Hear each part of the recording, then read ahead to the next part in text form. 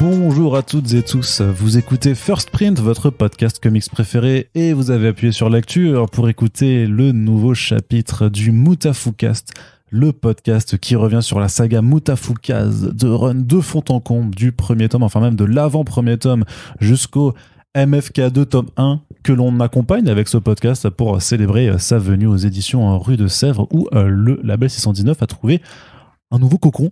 On est en compagnie de Run, toujours. Salut Run. Hello. J'espère que tu vas bien. Je suis ravi d'être toujours en ta compagnie pour ce... Alors c'est le combienième là? C'est le cinquième, du coup, épisode du Mutafukast, où on va finir enfin de parler de l'arc 1, oui, en abordant donc ce fameux tome 5. On évoquait déjà un petit peu la situation, le contexte de sortie après le tome 4 dans le précédent chapitre. Donc on va revenir un petit peu là-dessus, sur ces conditions notamment, donc pour parler aussi de sujets un peu graves, mais on va essayer de pas j'ai pas rapporté mon violon non plus. Ouais. Je me suis dit que ça, mais je pourrais peut-être rajouter du saxophone pour faire un truc très moody, tu sais. Luna en saxophone, il faut que tu nous fasses ça. Ouais, clairement. Un petit Harlem Nocturne aussi à placer. Mais donc voilà, grosso modo, tu nous disais, le tome 4 sort, et en grosso modo, tu es cramé, en fait. Ouais, donc t'es en début de burn-out, ou t'es déjà... Je suis en début de burn-out. Voilà. Je suis en début de burn-out. Le burn-out va arriver après. Enfin, mais vraiment, celui que tu sens vraiment dans ta chair.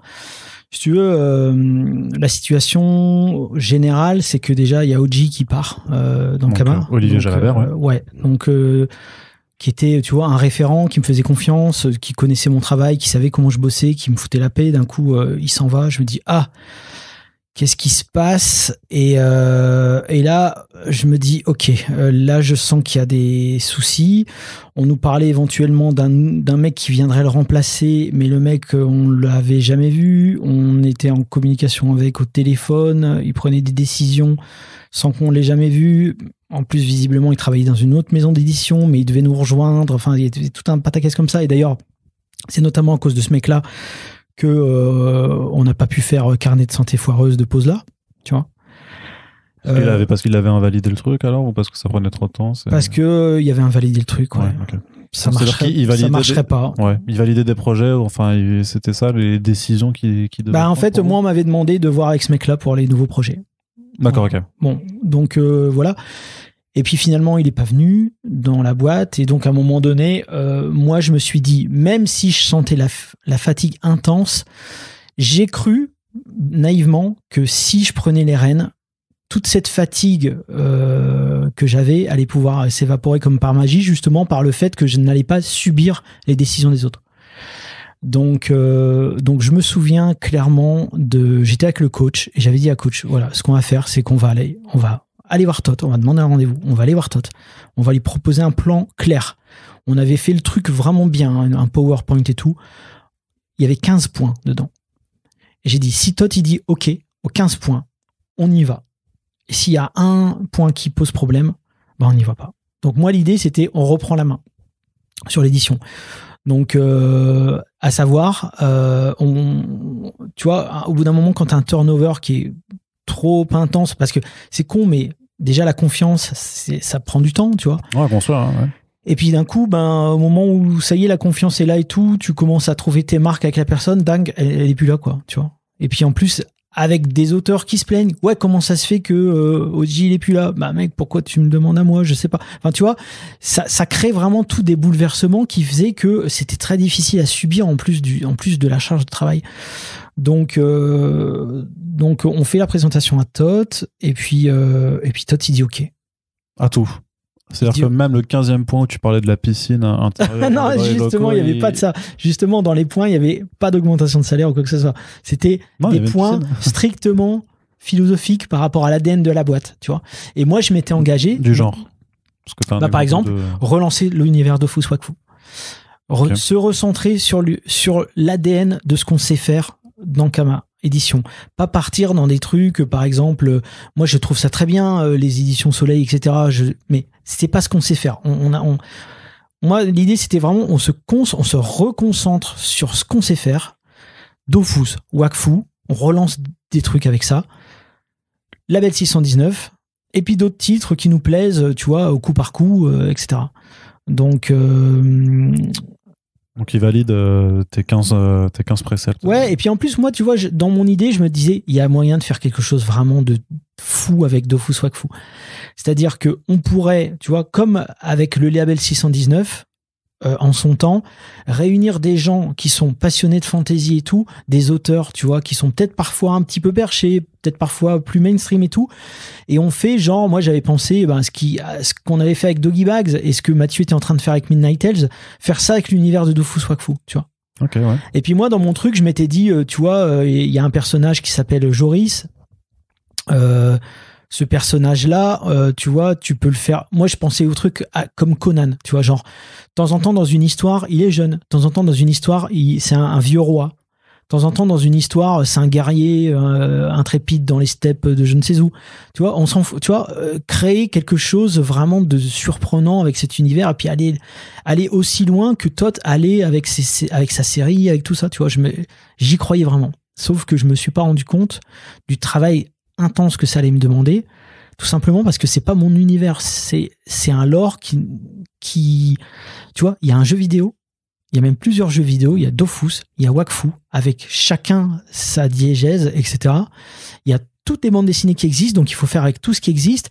Il y a un film Julite tome 1 qui venait de sortir, mais un film Dofus tome 2 en préparation normalement et un troisième en préparation, donc là, je me suis dit, ah ouais, en fait, on va pas pouvoir faire comme dans un Doggy Bags où tu contactes un auteur et tu lui dis, vas-y mec, c'est freestyle, fais ce que tu veux, tu vois. Il y a un cahier des charges qui est monstrueux. Ouais. Je n'ai jamais réussi à mener à bien cette mission. Bon, bref. Parce qu'il aurait fallu faire une bible, en fait, simplement de l'univers aussi, je sais pas. Ouais, mais le bible, tout simplement, faut la faire. Oui, non, j'ai dit tout simplement, c'était... Ah ouais, non, mais tu vois. C'est pas simple à faire. Et puis les gens qui sont aux jeux vidéo, ils ont autre chose à foutre de faire une bible pour l'édition, et puis, etc., etc. Donc, si tu veux, c'est un travail colossal qu'il faut prendre à bras le corps. Et moi, si tu veux, ce qui s'est passé, c'est que quand toi, t'as dit oui à tout, j'étais super content parce que je me dis, c'est bon, on va cartonner. Mais comme je te disais, j'étais déjà en train de me consumer de l'intérieur. Et sans trop m'en rendre compte. Ce qui fait que je me souviens dans ces livres hebdo, tu sais, le site et le magazine qui est destiné aux professionnels. C'était le 26 avril 2013. Ils annoncent officiellement que je suis directeur éditorial dans Kama. Donc avec Guillaume Mongeau, parce que moi c'est ça que j'avais demandé à Todd. J'avais dit, moi je sais pas faire tout ce qui est opérationnel et tout. Coach il sait faire. Donc coach il s'occupe de toute la partie technique opérationnelle et moi je m'occupe de toute la partie édito, direction artistique, etc. Tu vois, c'était ça le deal. Et si tu veux, ouais, je me suis pas rendu compte de ce que je faisais en fait à ce moment-là, parce que là, je me retrouve clairement à gérer ma BD, donc mon tome 5 que je dois faire, la supervision du film qui est pas une mince affaire, le label 619, suivre les auteurs pas à pas, tu vois, trouver des nouveaux auteurs et tout. Et maintenant chapeauter l'édition en remettant des projets titanesques comme par exemple relancer un projet sur l'univers Dofus Wakfu quoi. Mais j'ai une question naïve. Mais à l'époque, tu te rends compte ou pas? Non. Tu te rends pas compte que c'est... Enfin, parce que là, pour tous ceux qui nous écoutent, et même quand tu répètes, ça semble évident que c'est beaucoup trop, tu vois. Mec, j'y crois. J'y crois vraiment au fond de moi. En fait, c'est toujours pareil. Quand tu veux y croire, tu penses que c'est possible. Enfin, tu vois ce que je veux dire? Moi, des fois, c'est con, mais parfois, ça m'arrive d'aller passer un week-end chez ma mère. Et je me dis, je prends ça, je prends une planche, je prends un script. J'ai l'impression que pendant ces 2 jours-là, je vais faire un travail, tu vois, un travail que je fais pas habituellement en une semaine juste parce que je change d'environnement, tu vois. Des fois, j'ai ce truc de pas me rendre compte, en fait. Et tout simplement parce que j'ai déjà réussi à faire entre guillemets, j'ai envie de dire presque des prouesses de ce genre-là. Moi, des fois, je jonglais entre plusieurs projets et les projets, ils arrivaient à terme et tout sortait, tout se passait bien. Donc, j'avais vraiment l'impression que je pouvais faire et puis qu'en plus, avec le coach, tu vois, en sidekick, ça allait bien se passer, quoi, tu vois. Mais le travail était beaucoup trop intense et surtout, comme je disais, quand t'as pas connu un burn-out, tu sais pas ce que c'est, mais tout d'un coup, t'es down. C'est comme s'il y a quelqu'un qui t'éteignait d'un coup derrière. Donc, il y a pas eu que ça. Hein. J'ai eu, je te dis, un bouleversement personnel qui m'a affecté de manière extrême. Et puis d'un coup, tu as l'impression qu'il y a quelqu'un qui prend l'interrupteur qui est dans ta nuque et puis qui le met sur off. Je me souviens qu'un soir, je suis rentré chez moi. D'ailleurs, c'est marrant parce que c'était les victoires de la musique et ma femme elle dit: ah, t'as vu, il y a Orelsan qui est passé, il a gagné une victoire de la musique et tout. Je fais: ah ouais, c'est cool et tout. Puis dans ma tête, je me dis: ah putain, Orelsan, c'est pareil, il va falloir que je le recontacte pour lui dire que le film il est loin d'être fini, machin et tout. J'ai dit: écoute, je me sens pas bien, je vais me coucher. Il était 18h30, j'étais rentré plus tôt. Je suis sorti du lit 5 jours plus tard. Je n'ai bu que de la grenadine. Je pouvais plus me lever. Je pouvais plus me lever. J'étais dans un état, je sais pas comment expliquer, je chialais. Je me réveillais le matin, je chialais, je dormais, je buvais de la grenadine, je redormais, j'essayais un état de larve humaine atroce à vivre. Je me suis cramé au-delà des limites respectables. Et je sais qu'à ce moment-là, franchement, je sais qu'à un moment donné, je voulais crever. Je voulais juste plus être là. Je voulais disparaître. Je voulais que ça s'arrête, en fait. Je me rappelle, je disais: je veux que ça s'arrête. Ouais, parce que c'était trop. C'est ça, sans fardeau. T'as envie de te reposer, en fait. Et ton téléphone sonne et tu reçois des mails et des mails et des mails et pourquoi si, et j'ai pas de news, et tiens, j'ai une idée, et même mon boss qui fait et on ferait pas un jeu Moutafoukaz, machin et tout, et tu vois, en fait, et dans ma tête, je me dis: je n'y arrive plus. Et si tu veux, j'étais à un tel niveau de... Je suis désolé, je rigole, mais je t'imagine tellement en train d'être, tu sais, au bout de ta vie, puis d'avoir un coach qui sait: en fait, vas-y, on va faire un jeu, alors que c'est déjà complètement en fait, l'enfer, c'est presque drôle, quoi. Je sais pas, je n'y arrivais plus. Et je vais te dire, à un point de n'y arriver plus, c'est que je n'arrivais même plus à lire.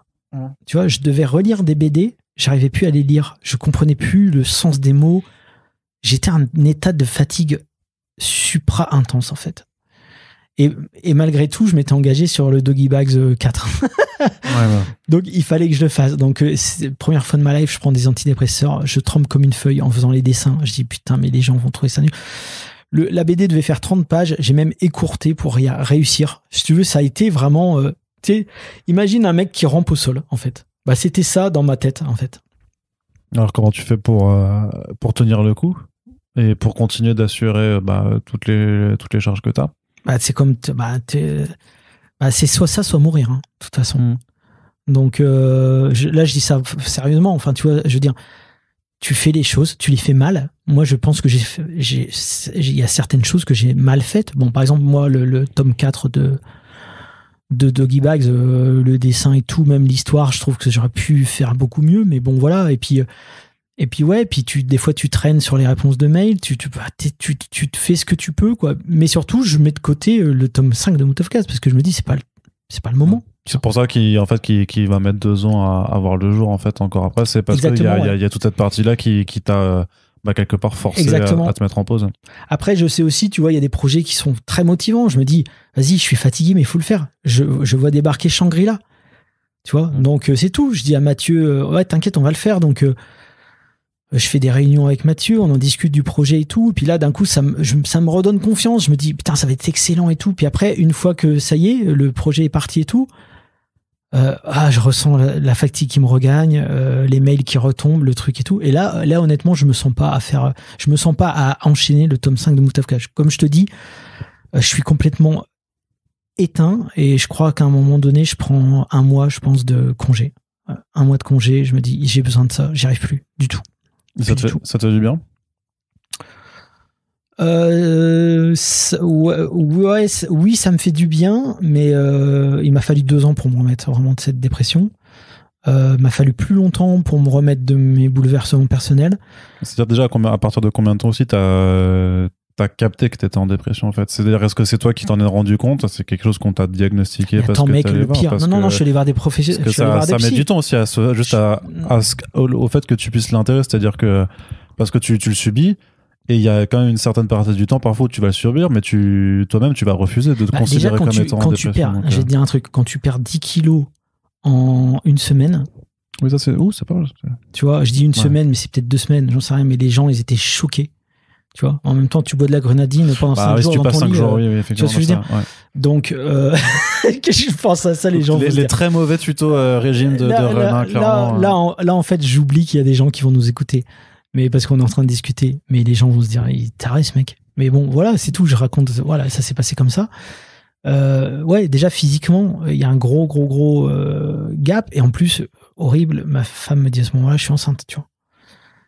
Donc pour moi, je te dis horrible. Normalement, pour tellement de gens, c'est une super nouvelle. Pour moi, à ce moment-là, quand elle me dit ça, je me dis, ok, je veux mourir, quoi. Tu vois, je sens que là, donc ça panique.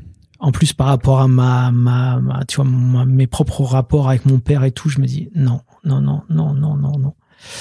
Bref, toujours est-il que donc voilà. Il y a quand même des projets qui se mettent en place à côté, comme Shangri-La. Exactement. Et on met.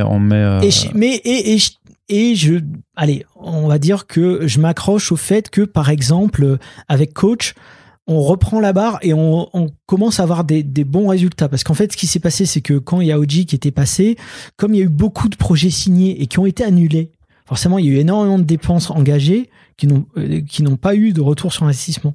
Ce qui fait qu'il y avait un gouffre financier gigantesque, tu vois. En fait, soit il fallait pas signer les projets, soit il fallait les mener à bout, à bien. Mais là, ça, bon, bref, voilà. Ce qui fait que on commençait quand même à remonter la pente, je trouvais, avec Coach en termes, tu vois, des résultats, etc. Parce que c'est long quand même, hein, et l'exploitation d'un titre, c'est long. Puis entre une signature, tu payes un auteur pour faire sa BD, puis quand la BD sort, elle commence à ramener de l'argent. Tu vois, il se passe 2 ans, hein, tu vois. Donc c'est difficile. Le temps pour faire remonter une maison d'édition quand elle part d'en bas, c'est très, très, très difficile. Et nous, ce qu'on avait fait, une de nos stratégies aussi, c'était de se dire, on devrait peut-être aller sur des salons, faire de l'achat de droits. L'achat de droit, ça coûte beaucoup moins cher que de la créa, tu vois, et ça peut permettre éventuellement de faire rentrer de l'argent, tu vois. Donc parce que c'est de ça dont on avait besoin à Ankama Édition. Donc je me souviens qu'on avait, comme on était passé, on va dire directeur édito, on n'avait plus besoin de demander l'autorisation, par exemple, pour aller au New York Comic Con. Donc on est allé de nous-mêmes au New York Comic Con. Et puis c'est là par exemple qu'on a récupéré la licence Son of Anarchy, tu vois. On a commencé à faire de l'achat de licences comme ça, tu vois. Donc ça, c'était aussi le truc qui me faisait tenir, tu vois. C'est-à-dire que si tu veux, c'est pas une descente. Alors si, c'est une descente aux enfers, mais de temps en temps t'as un petit pic de remontée, puis après ça repart plus bas, après ça bon, bref. Et pourquoi je parle de ça ? C'est aussi dans... Oui, voilà, je parle de ça parce que d'un coup, il y a un mec qui arrive qu'on nous présente comme notre nouveau, entre guillemets, DG. Un mec qui vient de l'univers du jeu vidéo, d'une grosse boîte de jeux vidéo. Et il arrive, et moi j'étais déjà pas bien, et il arrive, et il convoque tous les leads de tous les secteurs, tu vois. Et nous, on est les derniers leads à être convoqués. On revenait juste de New York pour justement choper la licence Son of Anarchy et tout. Et juste Tangour, c'est dans le même cadre alors que... Non, Tangour, c'était avant. C'était bien avant. D'accord. Ouais. Et le mec, ma première réunion avec lui, ça se passe méga mal. Incroyablement mal. C'est-à-dire, je sais pas ce qui se passe, mais le mec, déjà, il nous demande de nous présenter et tout. Déjà, il nous met les mauvais résultats devant le nez. Mais des années d'avant, tu vois, nous on était en train de... Enfin, comme si on était responsable, et en gros il nous dit, maintenant on va arrêter les balades à New York, on va arrêter de s'amuser, on va sortir les doigts du cul. Et moi, mec, je te jure, je suis sonné, et je lui parle mal en fait. Donc le mec il me prend en grippe. Tu lui dis quoi ? Quel vilain mot lui as-tu dit? Putain, ça me fait chier. Allez, comment c'est quand Ron parle mal? Je le dis, mais je dis, je comprends tout ce que tu nous dis, mais des gens qui nous ont dit ça, il y en a eu plein avant toi. Pour un mec qui clairement voulait se faire argument d'autorité, je pense qu'il n'a pas forcément dû bien le recevoir. Mais par contre, lui, il est allé dire que j'avais dit il y en a eu plein avant toi et il y en aura plein après toi. J'ai jamais dit il y en aura plein après toi. Moi, ce que je voulais lui dire, c'est que ce discours-là, je l'entendais, je le comprenais, mais j'en avais conscience. On nous l'avait dit déjà plein de fois. Donc, ça sert à rien de nous le redire. Et puis, je lui avais dit, écoute, moi, j'avais dit, je suis déjà à fond. Tu vois, ça va mettre la pression encore je plus. peux pas faire plus à fond que ça. Mais lui, il me montre les chiffres, il dit, si c'était à fond, c'est quoi ces chiffres-là, tu vois? Et c'est là où moi, je me dis, ouais, mais ça, moi, ça me concerne pas. C'était pas, tu vois, c'était, tu vois, et c'est là où je commence à me dire, je vais pas pouvoir rester dans cette boîte, en fait. Ok. Là, je commence vraiment à me dire, je vais pas pouvoir rester dans cette boîte. Là, bon, là, on digresse vraiment, mais au final, le mec, il se trouve que il n'est pas resté. Mais le temps qu'il est resté, quand même, ça a été assez, j'ai envie de dire, difficile, parce qu'en plus, le mec, en plus de toute la charge de travail, tous les semaines, il nous demandait des comptes rendus d'activité, tu vois. Et là, je me disais, mais en fait, d'un coup, je me remettais dans le podcast numéro de l'épisode 1, tu vois, ce que je te dis quand je suis arrivé chez Ankama. Puis là, je me dis, mais en fait, c'était pas ça le truc du départ. Moi, au début, quand je suis arrivé, c'était pour faire ma BD, et puis pour éventuellement faire venir des nouveaux gens, et puis lancer une dynamique. C'est pas faire des comptes rendus d'activité à un mec qui me fout la tête sous l'eau, en fait, tu vois. Et là, à ce moment-là, à ce moment-là, pour la première fois de ma vie, j'envisage de quitter Ankama, mais je ne le fais pas. Tout simplement parce que je me dis, il y a plein de choses à faire super dans cette boîte. C'est quand même une boîte qui m'a donné ma chance, donc je leur dois ça. Tu vois, je suis toujours dans cet état d'esprit-là. Ils m'ont jamais fait chier pour les fabs, pour les trucs et tout. Ils m'ont toujours laissé faire, tu vois. Et puis j'ai ma série qui est en cours, et puis j'ai le label 619, tu vois. Je me dis, si demain je pars, tu vois, j'abandonne tout. Comment ça se passe? Donc je m'accroche. Je dis, bah coûte que coûte, je continue. Et donc là, tu avais repris le travail sur Mutafukaz, sur le tome 5. Et là, je reprends le travail sur Mutafukaz. Ouais. En plus du taf sur le film et tout. Alors, c'était assez particulier, c'est que je me souviens que quand j'ai discuté pour la première fois avec ce mec-là, je lui parle du film Mutafukaz, il me fait, je suis pas au courant. Je dis, bah si, le film, il est en route depuis 2009 et tout. Bah, c'est pas un projet de la boîte, il me dit. C'est pas un projet de la boîte, donc c'est-à-dire en fait je comprends qu'en fait c'est pas tant que c'est pas un projet de la boîte, c'est que c'est plus une priorité, et que la priorité c'était le film de Fous, quoi, en fait. Donc bon, bref, donc ça c'est des trucs aussi qui te foutent encore des coups dans la tête, parce que tu dis, bah moi je suis pas au courant que c'est plus un projet, vu que je continue à valider des plans, tu vois.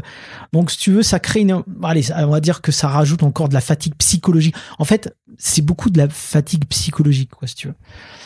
Malgré tout, je tiens bon, et je me dis non, en fait je tiens pas bon, c'est pas vrai. À un moment donné, je dis, bah on arrête le film, hop, point barre. Et comme ça, dans ma tête, ça termine le truc. Spoil pas tout l'épisode sur le film, hein, du coup. Non, mais j'en parlerai pas de ces trucs-là au film. Je parlerai plus de l'artistique et tout, c'est peut-être plus intéressant, mais en tout cas, tu vois, je fais une espèce de barrière hermétique où je me dis, ok. Pendant quelques mois, dans ma tête, j'ai dit que j'arrêtais le film, donc j'ai plus la pression par rapport à ça.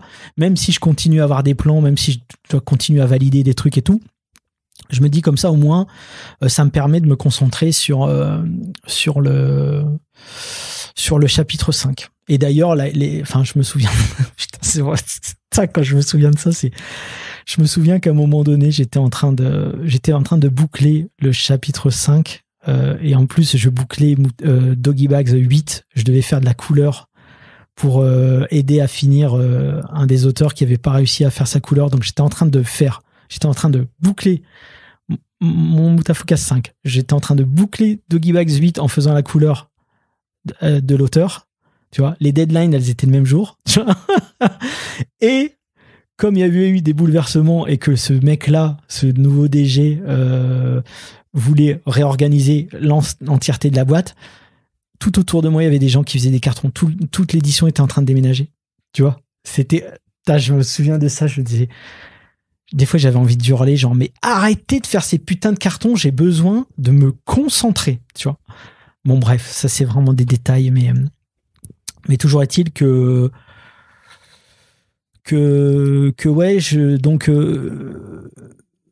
ouais, alors, vas-y. Tant qu'on est dans ces trucs-là, je me souviens qu'un soir, je bossais tard. Il était très, très, très tard. J'étais très, très fatigué. Et d'un coup, je sais pas pourquoi. Je te jure, c'est un truc bizarre. Je vais aux toilettes dans Kama. Donc, ce qu'il faut savoir, c'est des grands couloirs. Et je sens que je penche sur la gauche. Je sens que je penche sur la gauche. Je sais pas pourquoi. Et c'est une sensation très, très bizarre que j'ai de me dire... comment, même à un moment donné, je dois tourner à gauche pour aller aux toilettes. on dirait que mon cerveau n'arrive pas à tourner à gauche. Enfin, c'est très bizarre. Je me sens vraiment pas bien. Et je me dis, oh là, je suis vraiment pas bien, là, il faut que je rentre. Quoi, il était 21h, un truc comme ça. Ouais. Et je prends la bagnole en me disant, j'espère que ça va bien se passer. Mais quand j'étais assis, ça allait. Quand j'étais debout, je sentais clairement que j'étais déséquilibré sur la gauche et que je penchais, tu vois. Je me suis même dit, ça se trouve, je suis en train de faire un AVC, tu vois, un truc comme ça. Je prends la bagnole, je rentre chez moi et je me dis, vas-y, je vais me coucher tout de suite, tu vois. Et donc là, je prends des cachetons pour dormir, tu vois. Je me dis, tu vois, il faut que je dorme. Là, je sens que j'ai besoin de dormir, tu vois. Et puis là, je sais qu'à 2h du mat, j'entends le téléphone sonner, mais je mets du temps à capter parce que tu sais, quand t'es un petit peu, tu sais, quand t'as pris des trucs pour dormir, t'es vraiment dans le gaz, tu vois. Ouais. Et là, je vois sur l'écran allumé, je vois Mummy, tu vois. Je vois que c'est ma mère qui m'appelle à 2h du mat.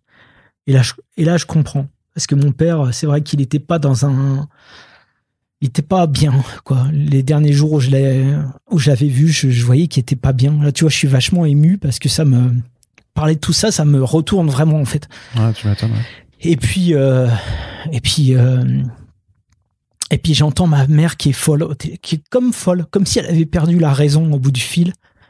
Et puis, c'est mon père qui venait de mourir, quoi, tu vois. Ouais. Donc, et donc, je reste pendant 2 heures au téléphone avec elle. Et parce que je lui dis, maman, je peux pas prendre la voiture. Je suis pas bien. Tu vois, je suis pas bien.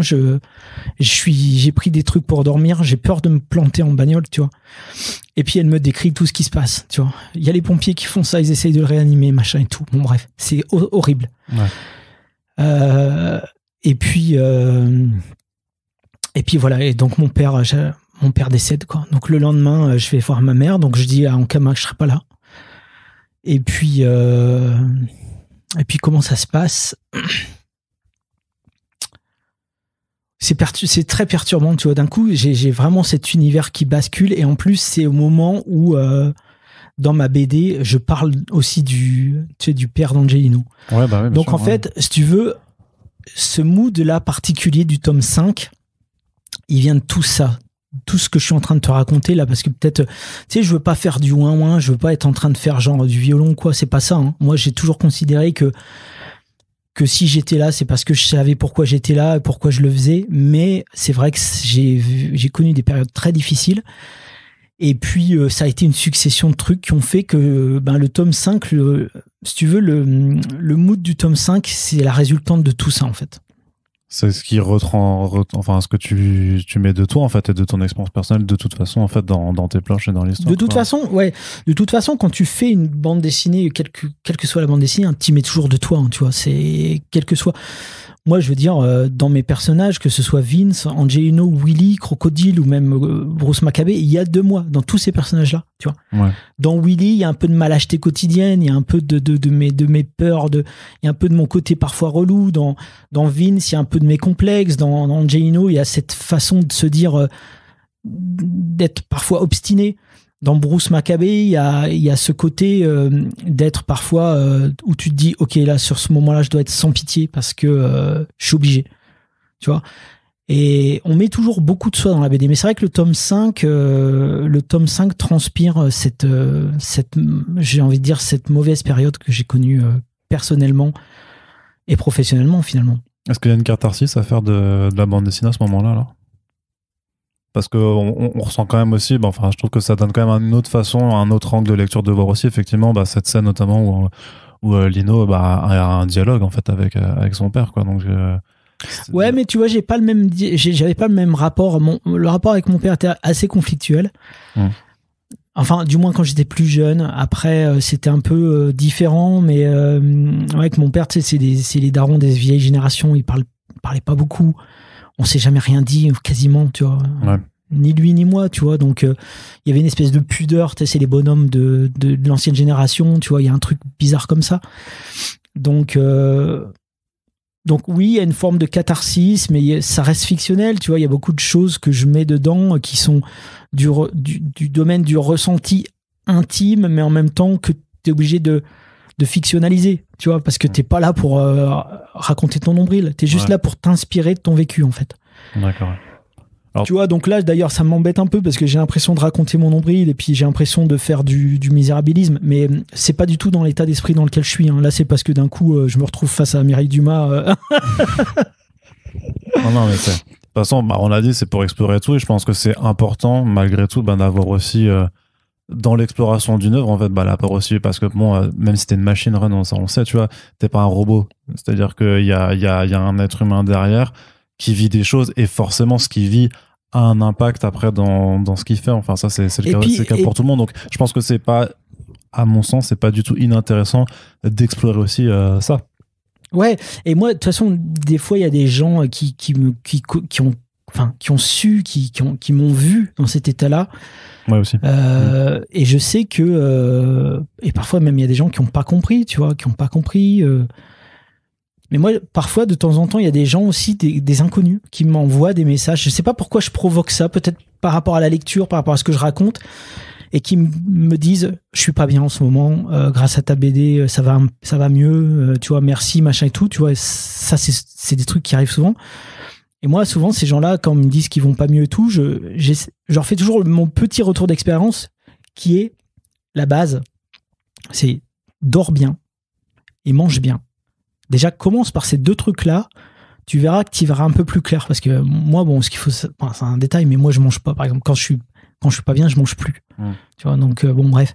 Et je sais que c'est, tu vois, si ça améliore pas les choses. Hein. Si la machine, si le métabolisme est détraqué, comment veux-tu que le psychisme y suive, quoi. Donc, puis l'un entraîne l'autre. Donc, enfin, bref.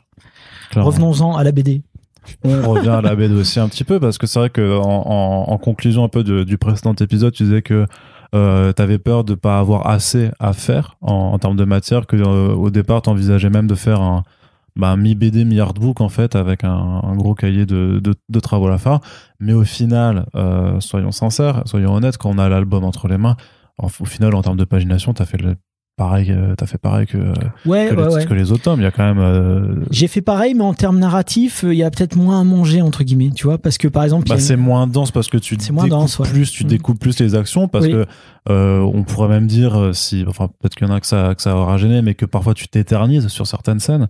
Enfin, le combat final dans la neige, tout ça, il est long parce que Makabe, il se relève. Mais je le voulais très samouraï, tu vois. Ouais. Je le voulais très Kurosawa, tu vois. C'est ça, parce que tu fais, du coup, c'est que tu dis que aussi tu penses que c'est anticlimatique par rapport à tout le blockbuster qu'était le tome 4, mais en réalité, il y a de l'action, t'en as, ça se bagarre bien beaucoup. Sûr. Ouais, mais c'est quand même intime, tu vois, on n'est plus dans une espèce de... tu vois, je veux dire, la caméra, elle resserre plus vers les personnages, là où dans le tome 4, la caméra, elle avait une vision, je veux dire, un peu plus globale des événements, tu vois. Et tu continues de t'amuser sur le papier à faire des cahiers avec des types de papier différents. Ça, c'est quelque chose que tu vas faire. Enfin, tu continues en fait dans cette expérimentation toujours à jouer sur le site, parce que tu as aussi une sorte de petit rêve bizarre avec Vince qui est dans un type beaucoup plus épuré. Je sais même pas, peut-être qu'il a l'air d'être fait en numérique. Ouais, c'est Tony qui l'a fait. D'accord, ok. C'est Tony. Bon, moi, je t'avoue que le tome 5 de Mutafukaz, dans la fabrication qu'il a, disons que ça correspond aussi à un moment où il y avait une restructuration en interne qui fait que notre chef de fab est parti, et du coup Media, qui n'était pas encore associé à Ankama, en toute amitié, comme il disait, a commencé à nous filer des tuyaux, genre on va vous présenter un gars qui peut vous aider à faire la fab. Tu vois, nous on comprenait pas parce qu'on savait pas quels étaient les bails exacts, tu vois. On nous présentait les choses comme ça, on disait non, nous on a notre chef de fab, etc. Bon bref, en fait on n'avait pas compris que c'était juste Media qui arrivait dans la boîte. Et si tu veux, entre-temps Proust avait fermé. Et Proust, c'était une entreprise familiale flamande avec qui on bossait depuis le début, et on se connaissait super bien. Et moi, quand j'allais avec eux, j'étais en super confiance parce que les mecs, ils connaissaient bien nos BD, tu vois. Et là, d'un coup, pour le tome 5, c'est externalisé. La fab est externalisée. Proust a fermé en plus, donc on n'a plus la main comme on avait la main sur les tomes précédents. Et en fait, je trouve, moi perso, que la qualité d'impression du tome 5 de Mutafukaz, elle est juste pas bonne. Toi, tu l'aimes pas pas du tout. C'est bizarre, parce que moi je trouve que justement, enfin même pour l'édition... Ah non, alors je te parle pas des covers. Okay. Je te parle de l'impression à l'intérieur.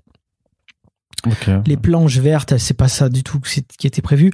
Le Munken Cream, ça devait être un Munken White. Il y a une erreur dans le truc. La scène avec Bruce Maccabee qui se fait aligner, elle est 20% trop sombre. Ouais, c'est un truc sur lequel, si tu veux, j'étais pas du tout satisfait, mais tout simplement parce qu'on avait changé d'imprimeur et puis qu'il y avait plus le même suivi. Enfin bon, voilà quoi. Après c'est tout, hein. Il existe, il est comme ça et voilà, très bien. Mais c'est une frustration que t'avais quand même sur. Et tu sais quoi, je l'ai ouvert une fois, j'ai plus jamais ouvert. J'ai été tellement dégoûté. Bon, après, c'est vrai que la dépression, ça aide pas. Ouais. Non, mais c'est vrai, t'as une piètre estime de toi-même quand t'es en dépression, de toute façon. Donc, j'avais de toute façon une piètre estime de tout ce que je faisais et de tout ce que j'avais produit. Donc, voilà, de toute façon. Mais c'est vrai, quand j'ai vu arriver le tome 5, j'ai fait, vas-y, putain. Ouais, je sais qu'aujourd'hui, j'en suis toujours pas satisfait. Et c'est pour ça que, d'ailleurs, j'ai voulu aussi... faire l'intégrale parce que je sais que ces mêmes imprimeurs, quand ils ont réimprimé des tomes précédents, c'était moins bien que ce qui avait été fait à l'époque de Proust. Donc j'ai dit stop, on arrête le carnage, on fait une intégrale avec un papier offset tout le long, comme ça au moins on est sûr de pas se planter. J'enlève du noir au bon moment et tout, et voilà, le truc au moins il est baqué. Je sais que Moutafoukaz sortira bien avec cette intégrale là, et puis basta quoi. C'est une conclusion aussi qui avait quand même toujours ce que je disais un petit peu dans l'épisode précédent, mais ton ancrage au réel aussi pour prendre des choses qui existent vraiment et les foutre dans ta BD, puisque au final, la solution pour éliminer les machos, c'est de faire tomber grosso modo de la neige sur Dark City, et qui est complètement un truc qui se fait en fait. Le contrôle de la météo, c'est quelque chose qui s'est développé, que les Chinois font, mais que même en fait, il y a même... je sais pas si tu lis la revue Epsilon, mais oui. Ils en parlaient dans le numéro 2, c'était en fait que c'était un énorme enjeu pour les pays, notamment en Asie, sur les contrôles des moussons et des tout ça. J'avais tweeté d'ailleurs à ce moment-là, parce que je me souviens, j'étais en vacances quand j'avais lu cet article, et j'avais tweeté en disant, bah tiens, voilà, par rapport au macho, voilà, c'est ce genre de délire-là dont je me suis inspiré. Bon, après, c'est sûr que dans la vraie vie, c'est à un autre niveau, hein, parce que c'est des centaines de fusées qui sont lancées pour percer des nuages, tu vois. Effectivement avec du chlorure d'argent, etc. pour faire tomber la neige, tu vois, pour percer les nuages de pluie et faire tomber de la neige. Moi, dans Moutafoukaz, je savais que ça devait se terminer avec la neige. C'était un truc par rapport à la dualité qui m'anime en règle générale, tu vois. Il y a toujours ce côté chez moi, de toute façon, un peu peut-être quand tu vois le décor où on a discuté de nos goûts musicaux, tu vois, que j'aime à la fois des trucs vraiment vénères et puis des trucs des fois très limite, j'ai envie de dire girly, tu vois. Et dans Moutafoukaz, je voulais vraiment que ça se passe, tu vois. Je voulais l'opposé du comment, tu vois, le macho, comment il est, l'entité extraterrestre, je voulais l'opposer pour le détruire. Ouais, donc un truc tout noir, il fallait un truc tout blanc, alors vraiment. Ouais, basique, tu vois, basique. Et du coup, j'avais mes deux inspirations, c'était la guerre des mondes de 53, tu vois, où c'est un virus basique, bête et méchant, qui tue les extraterrestres, tu vois, donc un truc naturel.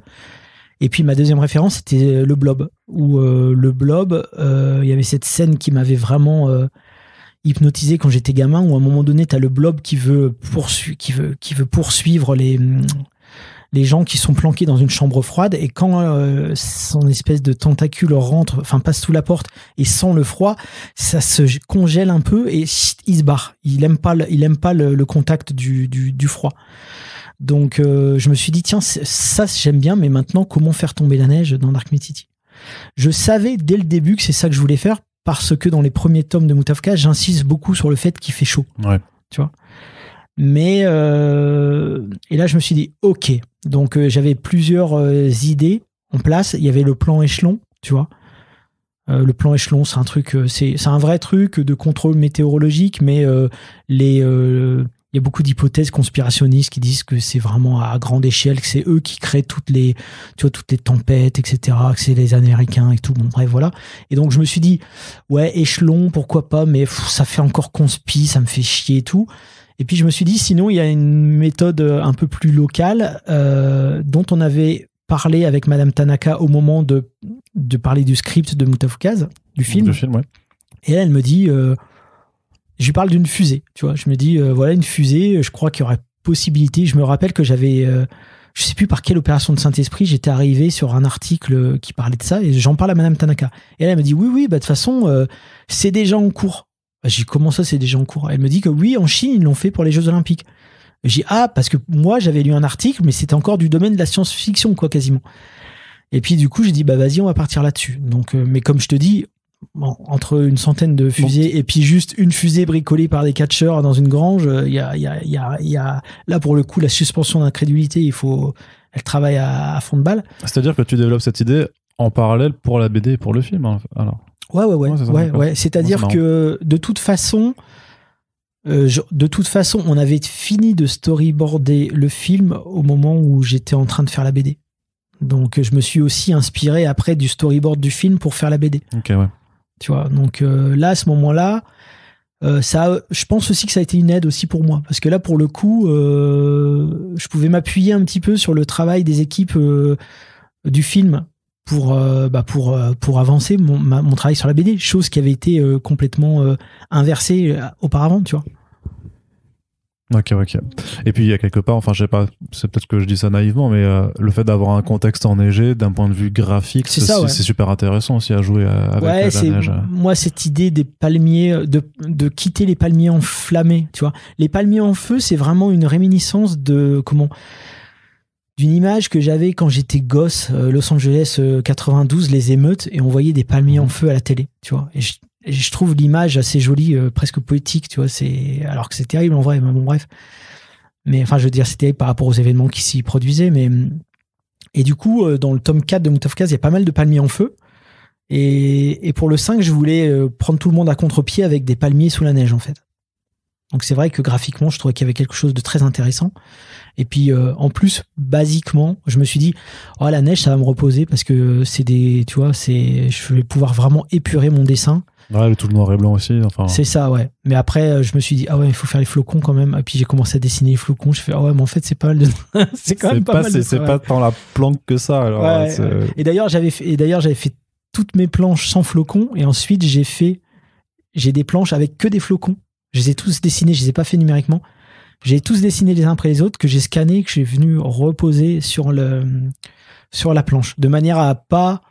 Par exemple, si je faisais des flocons aléatoires, peut-être tu as un œil qui serait passé. Enfin, tu vois. Donc là, j'ai dessiné les flocons de manière à ce qu'on voit ce qu'il fallait voir à l'image et que ça donne l'impression que les flocons tombent. Donc j'ai 32 pages, je crois. J'ai 32 planches constituées uniquement de flocons. C'est quel niveau d'aliénation à la fin que t'as quand t'as passé 32 planches à dessiner? Surtout quand tu fais les bulles après coup. C'est-à-dire que après tu mets les bulles, tu fais ah bah tiens en fait ça cache. En fait t'as tout fait pour te compliquer la tâche. Ouais non mais c'est ça. Ouais, c'est ça. C'est ta méthode de travail. C'est ce dont on discutait, c'est aussi ce manque de lucidité lié à la fatigue. Ouais. D'accord.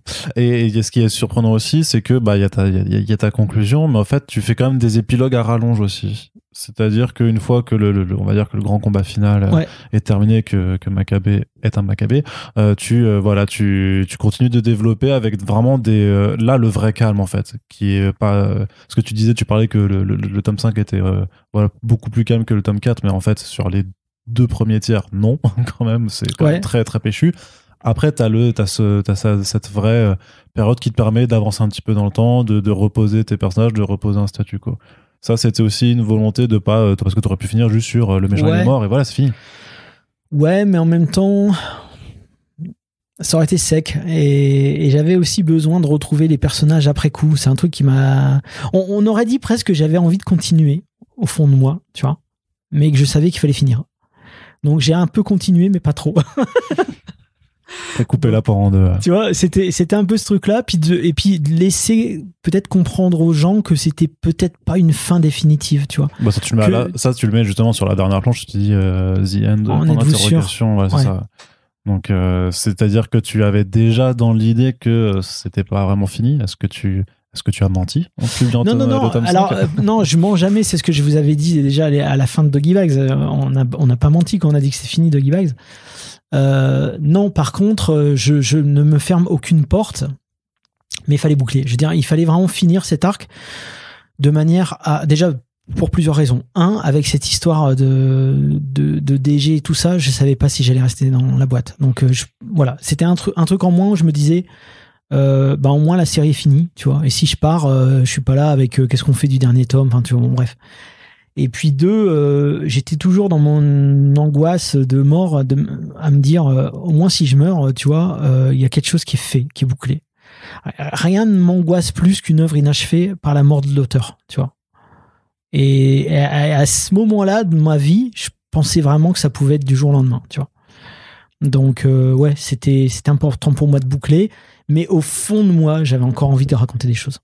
D'accord, ouais. Bon, c'est pour ça que tu te laissais de toute façon alors les portes ouvertes qui seront exploitées par la suite. Mais justement, dans le contexte de sortie de l'album, donc tu disais que tu n'étais pas forcément satisfait de la femme intérieure. Après, c'est ce qu'on aura constaté aussi de plus en plus avec les albums, c'est que vous apportez quand même un soin particulier sur les éditions, sur la femme, et notamment en faisant des éditions limitées. Donc là, avec notamment sur tome 5, de la dorure un petit peu partout, un coffret pour contenir tout ça. Et tu sens que là aussi, depuis le début, on t'a jamais mis de restrictions là-dessus. Donc, t'as toujours pu te faire plaisir et quelque part faire aussi plaisir à ton lectorat. Ouais, ça, c'est un truc qui est vraiment exceptionnel chez Ankama, il faut le souligner, c'est que je n'ai jamais eu de restrictions par rapport au Fab ou quoi que ce soit. Après, moi, j'ai toujours fait les choses de manière consciente. Hein. Il ne s'agit pas de faire les choses parce qu'on avait la possibilité de les faire. Hein. Tu vois, il y a des titres qu'on a sortis tout à fait sobres, hein, tu vois, sans fabrication particulière ou autre. Mais je trouvais quand même que c'était notre ADN. Moi, quand je suis rentré en Ankama, avant qu'Ankama Édition existe, c'est comme ça aussi qu'on s'est fait repérer, qu'on s'est fait connaître. Donc pour moi, la fabrication faisait partie intégrante de l'ADN d'Ankama Édition. Et c'est d'ailleurs ce que j'avais dit à Todd quand on avait fait la proposition en 15 points, qui a fait qu'après je suis passé co-directeur d'Ankama Édition. Rôle pour lequel malheureusement je n'ai pas pu être compétent, hein, je pense. Mais en même temps, voilà le contexte. Bon, bref. Mais non, j'ai jamais eu aucune restriction parce que, ça tournait comme ça, tu vois. Et puis en plus, tu vois, quand on faisait les seuils de rentabilité des titres, ils étaient rentables. Donc, pourquoi faire autrement, tu vois. Demain, honnêtement, je te le dis, si on avait vu que ça marchait pas du tout, moi, ça me dérangeait pas de dire c'est tout, on arrête le titre, tu vois. Mais bon, là, le titre fonctionne. Avec cette fable-là, le truc est rentable, donc on va continuer. On va pas d'un coup se dire on s'arrête. Et puis l'idée, c'est aussi de toujours chercher à expérimenter davantage. Et puis fidéliser, j'ai envie de dire, le lecteur, que le lecteur sache que ce qui va sortir de notre écurie, on se fout pas de la gueule du monde, tu vois. On n'est pas là pour faire du justement, on visait la pérennité. Pas tant les profits. Exactement. D'accord. Après, il y a toujours ce problème aussi quand tu commences à faire ce genre de choses, c'est que ça attire pas mal de collectionneurs et ou de spéculateurs, et que il y a une certaine partie de ton lectorat aussi qui, alors je sais même pas s'ils le lisent, mais qui en profitent pour prendre ce genre de trucs collector et après te les refourguer au triple du prix sur les sites de revente internet. Ça c'est con, mais par exemple pour le chapitre pour Mutafukas 5, on a fait un coffret collector avec un album des Crado. C'est un truc vraiment que je rêvais de faire et tout. On n'aurait pas pu le faire pour tous les tomes, tu vois, parce qu'il y a des gens qui vont dire non mais moi je m'en fous de votre truc de Crado là, ça augmente d'autant le prix, tu vois. Ouais, aussi, ouais. Donc ils vont se dire non moi je veux juste ma BD à 15 balles, j'ai pas envie de payer 20 balles pour vos stickers à la con, quoi, tu vois. Donc tu ne peux pas forcer la main des gens avec un plus produit, on appelle ça un plus produit. Le seul moyen de le faire, si tu as vraiment envie de le faire, c'est de faire une édition collector. Mais du coup, tu vas pas en faire une édition collector, ça veut dire ce que ça veut dire. Tu vas pas en faire 20 000, tu vas pas faire un tirage à 20 000. Donc, tu fais une édition limitée qui te permet de la rentabiliser, entre guillemets, qu'elle soit rentable, en tout cas qu'elle soit pas à perte, si on les vend toutes. Et donc, c'est ce qu'on fait. Du coup, tu te retrouves avec des tirages limités à, là, pour Mutafukas chapitre 5, je crois que c'était peut-être 5 000, ce qui est pas mal. Ce qui est déjà beaucoup, ouais. Ce qui est pas mal. Pour limiter, du coup. Mais... Tu vois? Mais ça me permet. Et d'ailleurs, il y avait une erreur sur le coffret. C'était écrit 7 paquets. Enfin bon, bref, il y avait une erreur dans le nombre de paquets par rapport au nombre de stickers dedans. Bon, bref. Mais oui, c'est voilà. C'est comment. Moi, je cherche toujours à ce qu'on se fasse plaisir, nous, faire plaisir à des auteurs en les faisant participer et faire plaisir aux lecteurs. C'est vraiment, comme je dis, le moteur, ça a toujours été le kiff partagé, quoi. Ok. Quand ça sort, t'en es où personnellement? T'en es où? T'es content alors pas d'être débarrassé de Mutafukaz, mais t'as pu le sortir. Voilà, t'as cette crainte de l'œuvre inachevée, elle peut s'en aller quelque part. Donc comment ça se passe ensuite? Bah, en plus, j'ai ma fille qui naît, tu vois. Oui. Donc ma fille étant née entre-temps, tu vois. Pour resituer avant le décès de mon père, tu vois, donc elle était née, voilà. Moi, il a fallu que je remonte la pente de manière urgente. C'est-à-dire que là, tu sais qu'il y a un enfant, tu peux pas. Là, tu as une responsabilité qui est en dehors de toi, quoi, tu vois. Donc, au moment où le tome 5 sort, je suis en reconstruction. J'ai toujours mes multiples cicatrices dans tous les coins, personnelles, professionnelles, tout ce qu'on veut, mais je suis en reconstruction. Je me dis, ok, on y va, voilà, c'est fini, c'est bouclé. Maintenant, advienne ce qui adviendra, mais je veux pas dire que je suis serein, mais je suis ouais, je t'avoue, je sais plus trop, mais je sais que je suis en reconstruction. Ouais. Ouais, tu dirais quand même que le gros de la tempête est passé, quoi. Ouais. Qu'il peut encore pleuvoir, mais que t'as plus le cyclone. Bah, le next step, c'est le film à ce moment-là. Si tu veux. Ça, c'est le truc qui reste un gros morceau, mais je me dis, ok, maintenant, on focus sur le film. Il y a plus de BD à produire, tu vois. Parce que là, je parle pas juste d'un scénar, c'est tu dois scénariser, dessiner, colorier, tu vois. Donc là, tout ça s'est passé. C'est un gros point en moins. Ne reste que le suivi du label 119, tu vois. Entre-temps, le coach part. Donc moi, j'ai dit, je jette l'éponge sur la direction éditoriale de Ankama, tu vois. Ouais. Donc je m'en occupe plus. Donc ça veut dire qu'on revient comme au système d'avant, un petit peu, j'ai envie de dire presque pas l'anarchie, mais une organisation, tu vois. On s'auto-organise. En fait, il y a pas de responsable clair et net. On en réfère directement à Toth. Il y a plus de personne entre nous et tout. Ouais. Et puis ça fonctionne comme ça, tu vois. Élise, elle fait ses trucs, elle voit avec Toth. Moi, je fais la version 19, je vois avec Toth pour signer les contrats et tout. Voilà, on s'organise comme ça. On revient vers un truc plus simple, avec moins de pression. Et puis le film. Je me dis, on focus le film. D'accord. Et alors, on abordera vraiment le film dans des épisodes dédiés de ce podcast.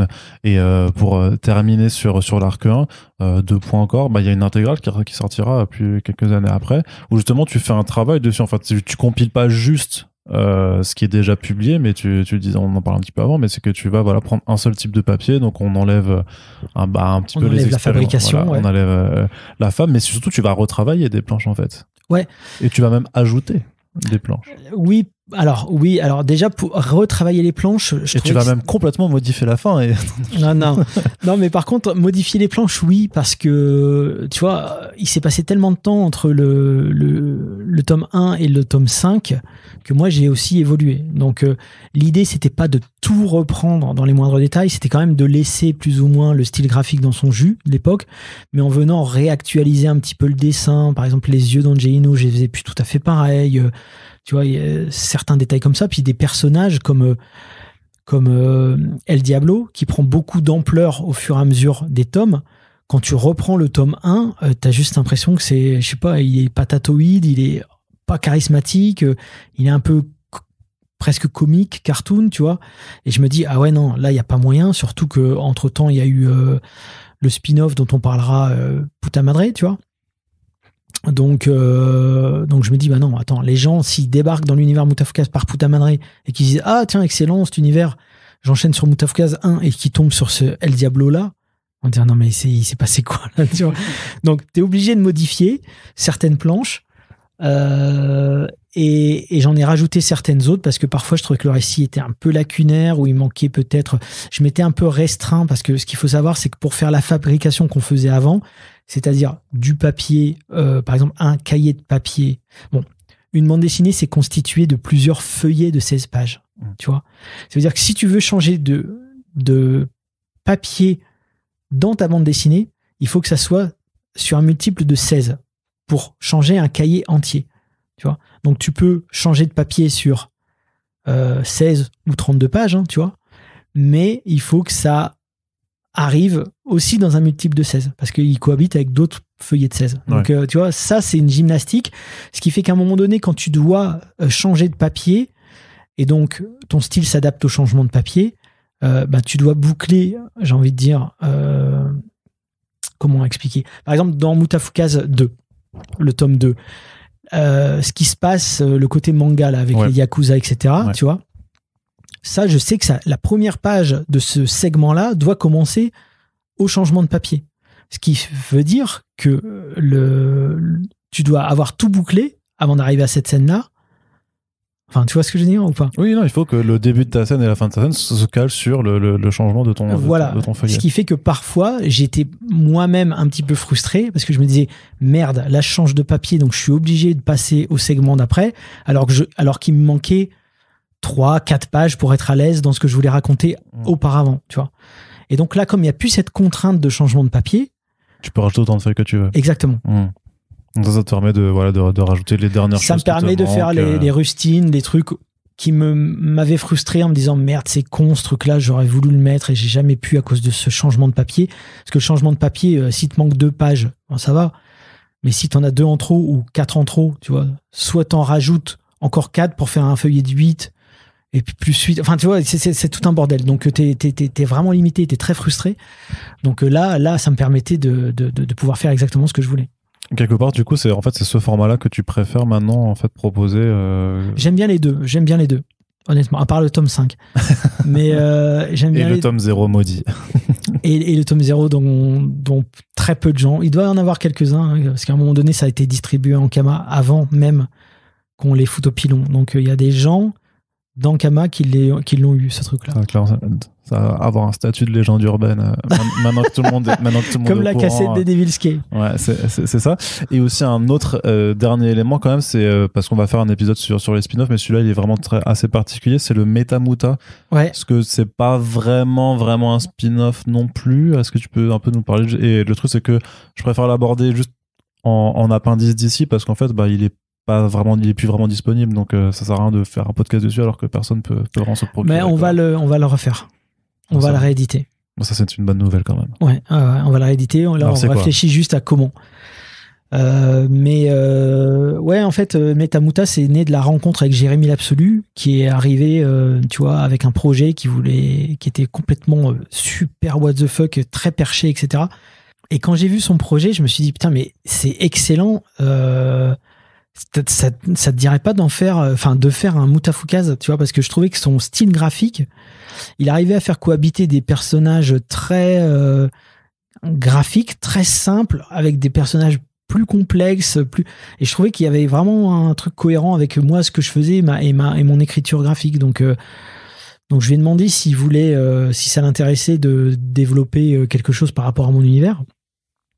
Et lui, il était à fond, parce qu'il connaissait Mutafukaz, c'était pour ça aussi qu'il avait envoyé son projet. Mais le problème, c'est que il était vraiment... Scénaristiquement, il allait très loin. Et je me suis dit, ouais, mais attends, c'est emmerdant, parce que si je laisse aller si loin, moi, derrière, comment ce titre peut être canon par rapport à l'univers, tu vois.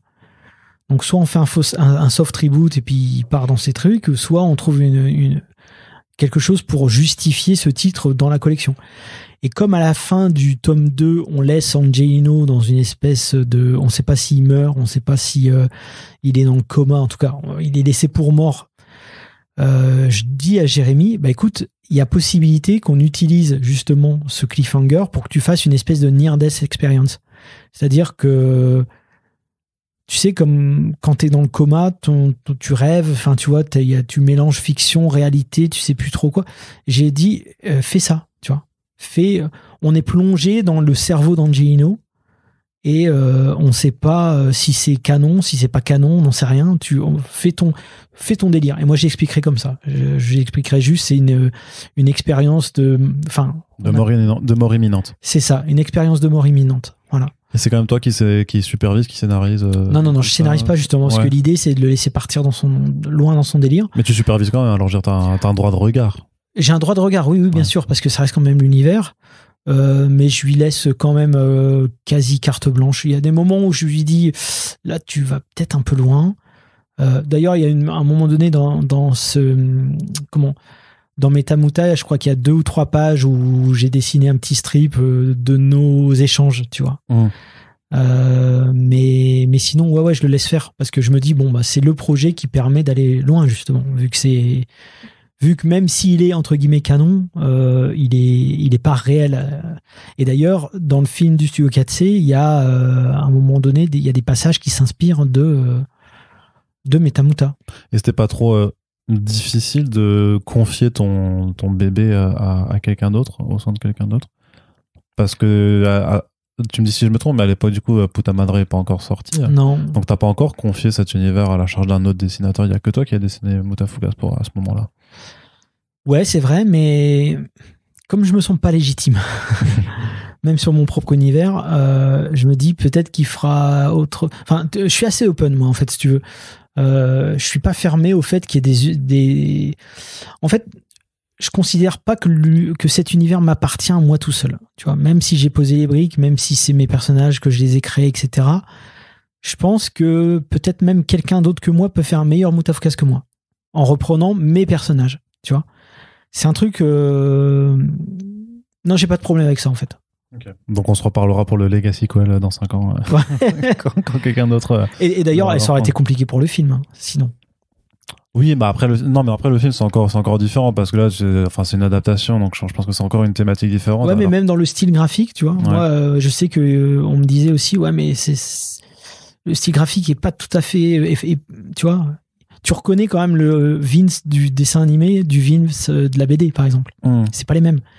Et mais bon, encore une fois, moi je suis tellement ouvert par rapport à ça que j'ai aucun problème. D'ailleurs, Jérémy l'Absolu me faisait des Angelino assez grands, tu vois, un peu teenage. Puis même moi, quelque part, ça me nourrissait. Le fait de voir plusieurs représentations différentes de mon perso, bah ça me fait aussi mûrir sur la représentation qu'il a dans mon écriture en fait. D'accord. Et je sais que je l'ai, par exemple, des fois fait un peu plus longiligne parce que j'ai vu Jérémy l'Absolu le faire dans ses planches, tu vois. Ça me choquait plus. D'accord. Ouais. Tu vois. Et alors, pour ouvrir et teaser un petit peu la suite, il se passe combien de temps avant que les idées de spin-off commencent à germer dans ta tête? Oh putain. Je sais pas, on dirait que. Bon, déjà, c'est pas la même chose de faire c'est pas la même chose d'écrire une BD que faire la BD tout seul. Tu vois, donc je sais que même si on avait une charge de travail colossale, écrire des scripts, ça me faisait pas peur. Tu vois, et je sais que Puta Madre, j'avais vu un reportage sur les enfants dans les prisons américaines et qui m'avait vachement inspiré. J'avais trouvé l'histoire complètement folle et d'un coup, mon cerveau s'est mis à galoper le soir même et je me disais, putain, c'est fou, ça pourrait être un personnage, c'est la jeunesse d'El Diablo en fait, un truc comme ça en fait. Et d'un coup, je sais pas pourquoi, je me suis dit, mais El Diablo, c'est ça qu'il a vécu en fait, tu vois. Tu vois. Et puis à partir du moment où ça se met dans ta tête comme ça, quand t'as une idée qui pop comme ça dans ta tête, j'ai envie de dire c'est fini, parce que même si t'essayes de la réfréner, elle continue. Est là, ouais. Elle est là, elle continue. De temps en temps, elle vient taper à la porte en pleine nuit. De temps en temps, sans que tu lui demandes rien, tu vis un truc et puis tu fais putain, mais ça serait parfait dans l'histoire qui est en train de mûrir, tu vois. Et puis au fur et à mesure, ça se concrétise comme ça. Je me rappelle, je vais aussi au Canada voir ma sœur qui entre-temps avait déménagé. Et puis là, je vois des endroits et je me dis putain, ça serait fou qu'il se passe cette scène-là et tout. Les mecs, ça serait des bikers, machin. Tu sais, je commence à partir loin dans ma tête. Et puis ensuite, je fais un autre voyage. Je prends des vacances avec Yuck et on part à Indio, en Californie, un coin complètement paumé et tout. Et puis là, je me dis, ok, tout est là. C'est là que ça va partir. Ouais. Ok. Bah, on en parlera dans le prochain épisode. On se garde un chapitre pour aborder Puta Madre et aussi revenir un petit peu sur Muta 1886. À fond. Puisqu'on en a déjà parlé, mais c'était pour le lancement, donc là on va pouvoir parler aussi de l'intrigue dans le détail. Mais donc on en a terminé avec Mutafukas Arc 1. C'était long, mais j'espère que c'était bon. C'était intense, non? C'était plutôt intense. J'espère que c'était clair surtout, parce que c'est vrai qu'il y a beaucoup d'éléments et je sais pas si je suis toujours très synthétique. Ouais, bah après, je pense que c'est bien aussi d'aller dans le fond du truc, et puis au pire, les gens peuvent réécouter, prendre des notes pour être vraiment bien sûr. Je crois que dans l'ordre, vu qu'on a un suivi chronologique, je pense que c'est quand même assez clair de voir le cheminement de la BD. C'est que je digresse beaucoup. Et de voir comment ça s'entrelace. Non, mais comment ça s'entrelace aussi à la fois avec ton parcours professionnel et ta place chez Ankama, et aussi ce qui t'est arrivé dans ton parcours personnel. Mais je pense que dans l'ensemble, les trois fils peuvent se relier pour faire une histoire assez facile à suivre. En tout cas, c'est ce que j'espère. J'espère surtout que ça vous a plu, et j'espère que si c'est le cas, que vous serez encore là pour la suite, parce que c'est encore loin d'être fini. Je dirais qu'on est à mi-chemin, grosso modo. En tout cas, merci Ron d'être avec nous. Merci. Si le podcast vous plaît, on vous rappelle que la meilleure façon de nous aider, c'est simplement de le faire savoir. N'hésitez pas à réagir, à commenter, à partager surtout le podcast sur tous vos réseaux sociaux, à le faire découvrir pour accompagner cet univers en bande dessinée, parce que la bande dessinée, c'est vachement bien. Ça, on ne le dira jamais assez. Et sur ce, je vous donne rendez-vous à très bientôt pour la suite du Moutafoukast. Salut. Ciao.